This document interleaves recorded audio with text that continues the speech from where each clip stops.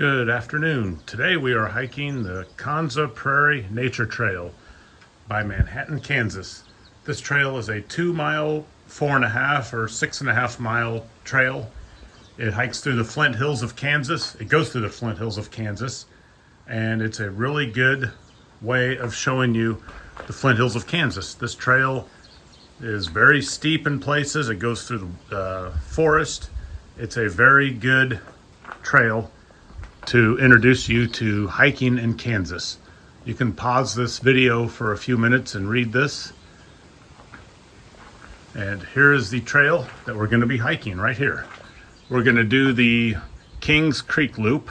It's the 4.6 mile nature loop. It goes right past Kings Creek, which may actually have some water in it. We've had a very wet summer here in eastern Kansas. And it is late afternoon here, and we are going to get started.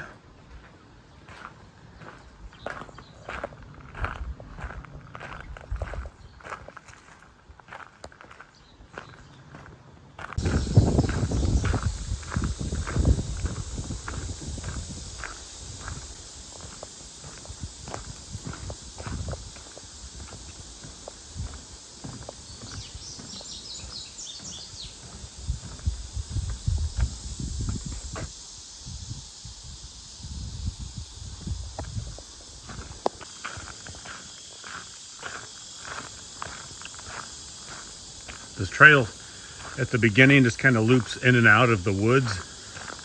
It's a really pretty trail.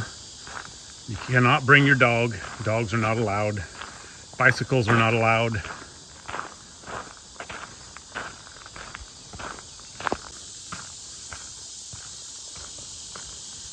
We've come to a little drawbridge. Not a drawbridge, but a little bridge across what I think is Kings Creek. Very pretty area down here. It's a really warm afternoon, 97 degrees out currently, but it only bothers you if you let it, like most things in life. Once we get up to the top of the hills, it's going to be really breezy, so that'll make it just fine.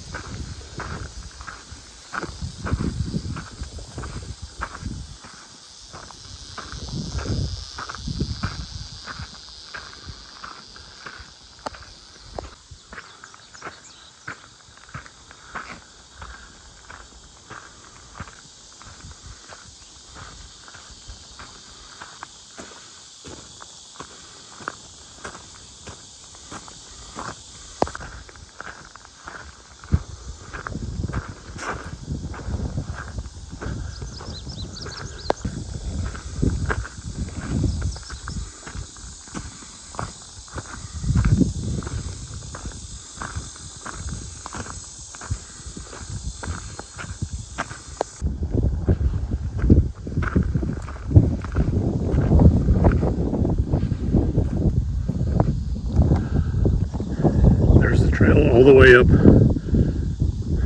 there.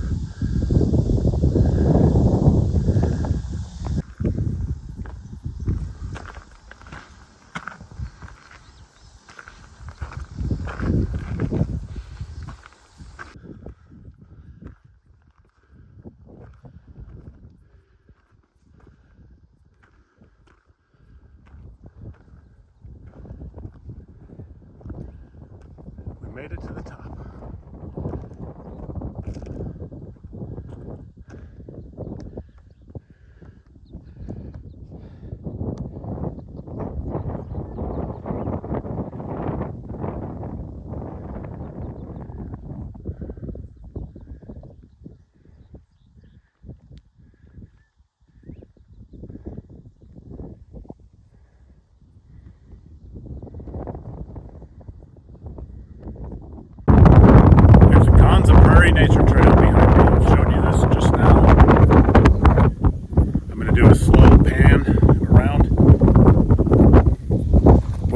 back of my father, who told me I need to do more slow panoramic shots on my videos.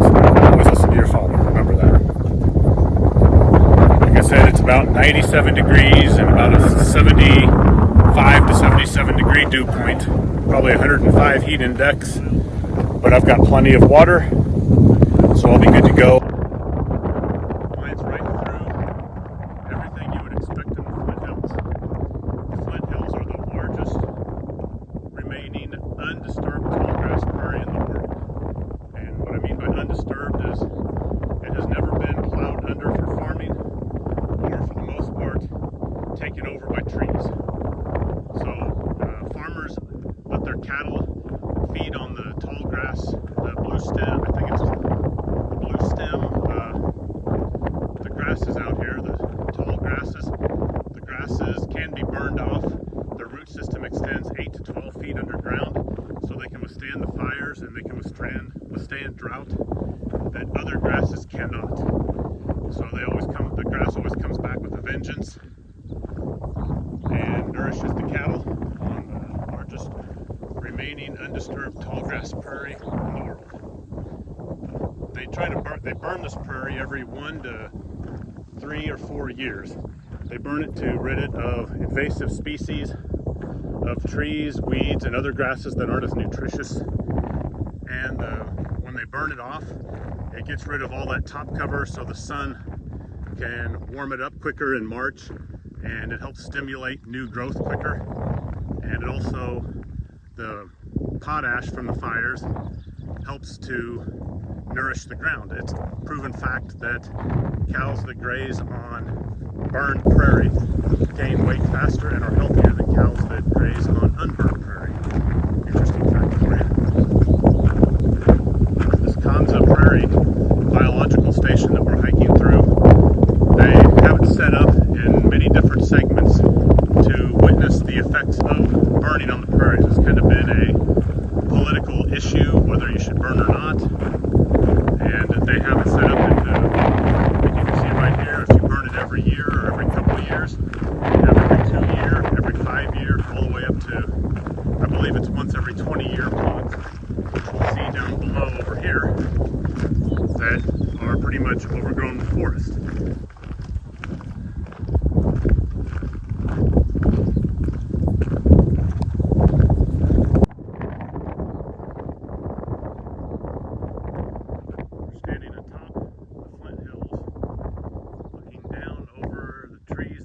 And the farmlands down below. You might be able to see way out there those buildings. That's K-State University in Manhattan, and you can see that little it looks like it's little from here, but that's the Kansas River right there. When you're on top of the Flint Hills, you can see for many miles in each direction. We can go west, and I stand on the tallest of the hills. I can almost see Fort Riley. There's times I've been walking out here and I've heard a low rumble, like thunder off in the distance, but it's the bombers practicing on Fort Riley, just practicing on the bombing range. It's really breezy out here, which helps keep me cool. I can't say cool, it helps keep me decent on this really warm day. The hills are very green. Kansas, we've had a pretty beneficial spring. We haven't had a lot of drought or a lot of long distances in between rainfalls.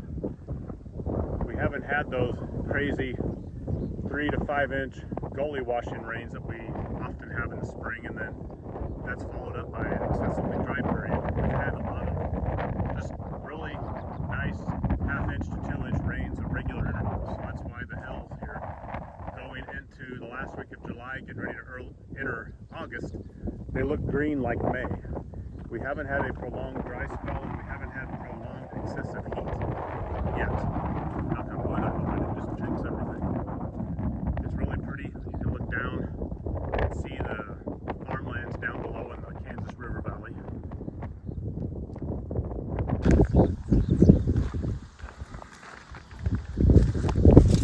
Here's a slow pan of one of the overlooks on this trail.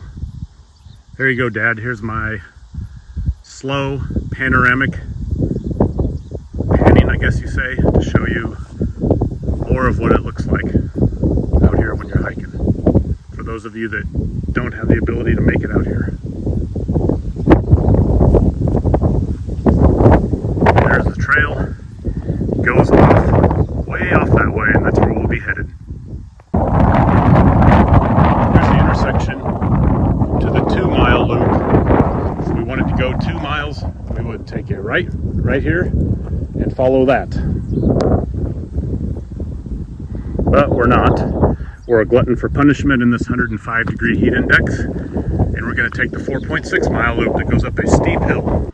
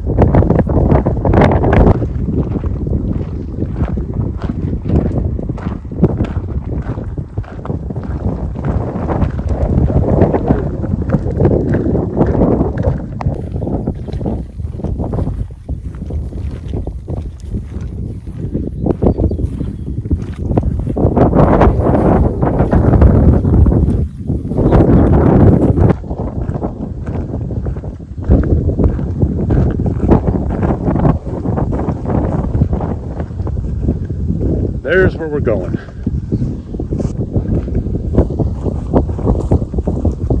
It's a little warm out here. You can probably see me glistening in sweat. It's the trail behind me. Feels good though. I love the heat. As long as I can down enough fluids, I don't care how hot it gets, it's not going to bother me too bad. There's the Flint Hills ahead. Well, we're in the Flint Hills, but there's a valley with hills on the other side of them. We're getting ready for a steep drop into the woods.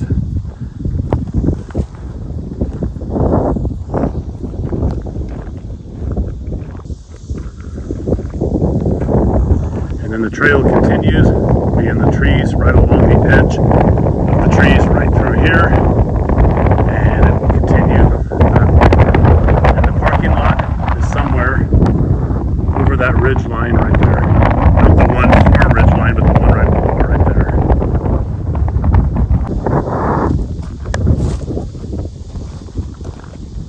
It doesn't show it in this video very well, but this is a very steep decline. I have to be very careful, make sure my feet don't start sliding out from under me. I'll show you once we get down to the bottom. I'll point at sentence. Okay, we've made it to the bottom, and you can see right here, I don't know if you can see that or not, or if that shows up at all, but that's quite a steep incline or decline. You can hear all the cicadas in that tree line down there. Oh, look at that, we've got turkeys up ahead. They're probably just as surprised to see some fool out here on a 105-degree heat index day as I am to see them.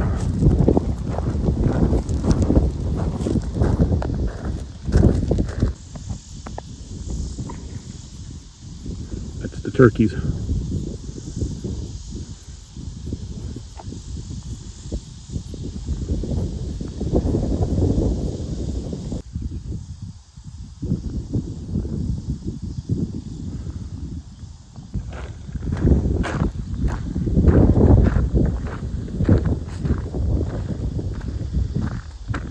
Another steep little hill.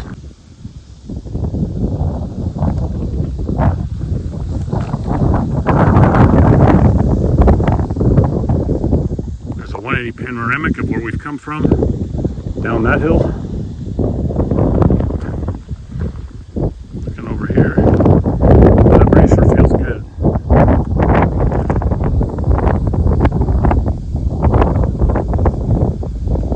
It's late afternoon, probably 7 o'clock, an hour and a half away from sunset.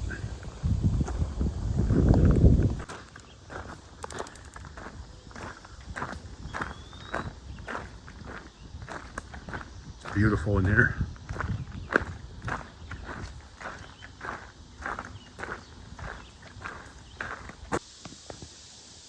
This area is labeled as K20A. What that means is they burn this area once every 20 years to show what happens to the Flint Hills when it's not burned every year or to every 3 or 4 years. The trees take over and there will be no prairie left for the cattle to graze on. All the area up at the top of the hills that we were walking through was I think it's K1A and K2A, meaning it's burned every year or every other year. But this is what takes over if you don't burn the Flint Hills.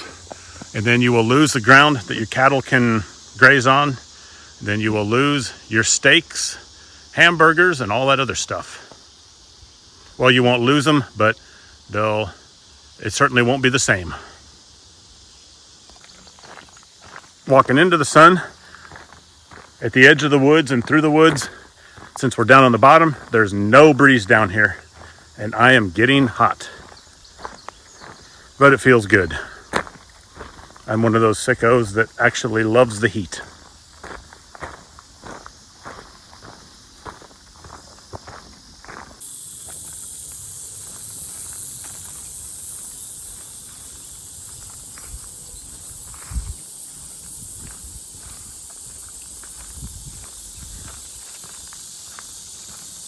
Here's the sweaty mess that is me.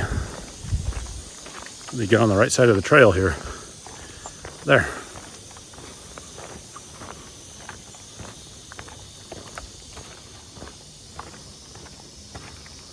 Look at my arms.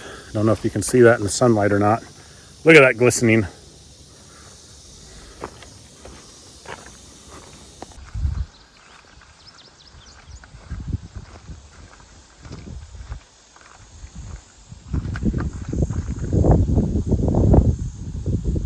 It's a pretty good shot right there.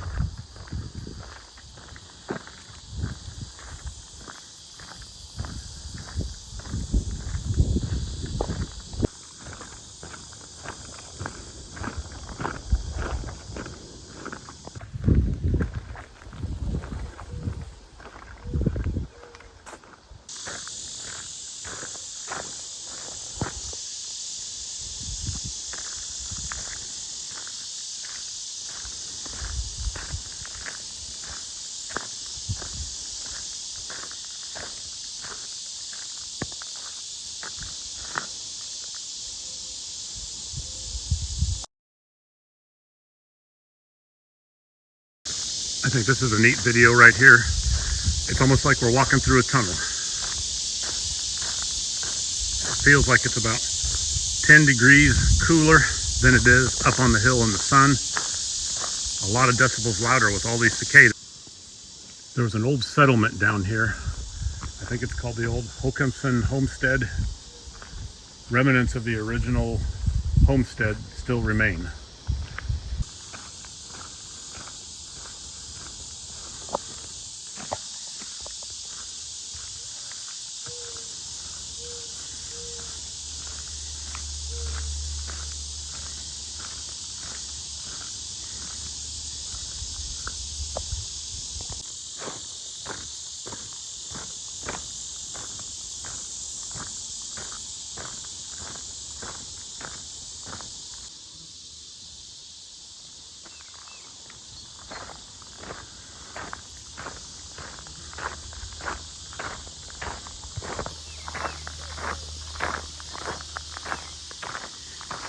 Can you hear those owls?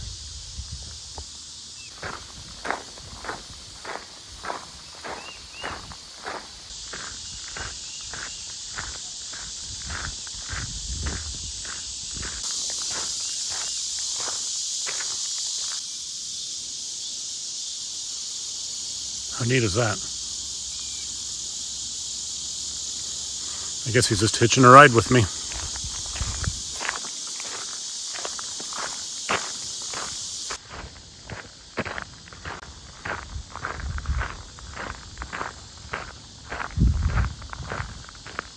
We're back to the intersection at the beginning of the trail.